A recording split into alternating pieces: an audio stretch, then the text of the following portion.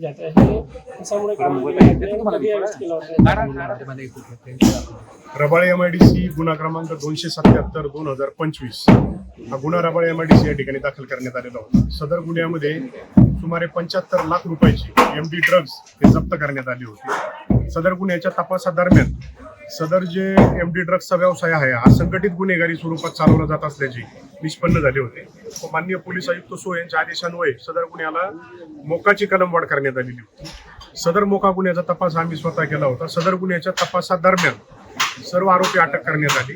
हे आरोपी जे आहेत याची जी गँग लीडर आहे शांताबाई करंडेकर जी आपल्या हस्तकांमार्फत हा व्यवसाय चालवत होती, सदर महिलेच्या आणि इतर आरोपींच्या सर्व संघटित गुन्हेगारीतून ज्या अवैध संपत्तीचे निर्माण त्यांनी केलेले आहे, सदर अवैध संपत्ती आपण निष्पन्न केलेली आहे व ती जप्त करण्यात आलेली आहे। त्या संपत्तीपैकी या एका प्लॉटवर हे अवैध बांधकाम असल्याचे निदर्शनास आले। या संदर्भात आपण नवी मुंबई पोलिसांतर्फे सिडकोशी पत्रव्यवहार करण्यात आला। सिडकोनी येथील संपूर्ण कायदेशीर बाबींची खातरजमा करून पूर्तता करून आज रोजी या ठिकाणी निष्कासन करण्याची मोहीम राबवण्यात आलेली आहे व त्या संदर्भात आपण पोस्टेतर्फे या ठिकाणी बंदोबस्त देखील दिलेला आहे।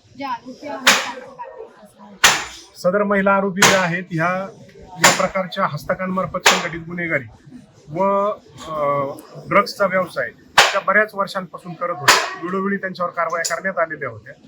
या कारवाई दरम्यान आपल्याला सबळ पुरावा उपलब्ध झाल्याने व मोकाची कलमवाढ झाल्याने त्यांना अटक करण्यात आली व सदर आरोपी हे आज रोजी न्यायालयीन कस्टडीत आहेत। याची संघटित गुन्हेगारी होती, रॅकेट होतं। आपले नातेवाईक आणि आपले हस्तक या करवी ते पायातून MD ड्रग्ज आणत असत व या ठिकाणी जी तरुण पिढी आहे किंवा जे सेवन करणारे लोक आहेत यांना त्याची किरकोळ स्वरूपात ते विक्री करतात आणि नातेवाईक। या संदर्भात जी दहशत आहे आणि संघटित गुन्हेगारी आहे त्याच्यावर उपाययोजना म्हणूनच आज महाराष्ट्रात नार्कोटिक्सला जे पहिले 2-3 मोका लागलेले आहेत त्यापैकी हा एक मोका आहे व सदर याच्यामधून जी अवैध संपत्ती प्राप्त केलेली आहे गुन्हेगारांनी, सदर अवैध संपत्ती शोधून काढून अजून निष्कासन आपण त्याचे करत आहोत। याद्वारे मला वाटते नवी मुंबई पोलिसांतर्फे व वरूनच महाराष्ट्र पोलिसांतर्फे फार मोठा मेसेज आपण अवैध धंदेवाल्यांना विशेषतः ड्रग्ज व्यावसायिकांना देत आहोत की अशा स्वरूपाचे व्यवसाय जर कुणी यापुढे करण्याचा प्रयत्न केला तर त्यांची संपत्ती देखील शोधून त्याच्यावर कारवाई करण्यात येईल।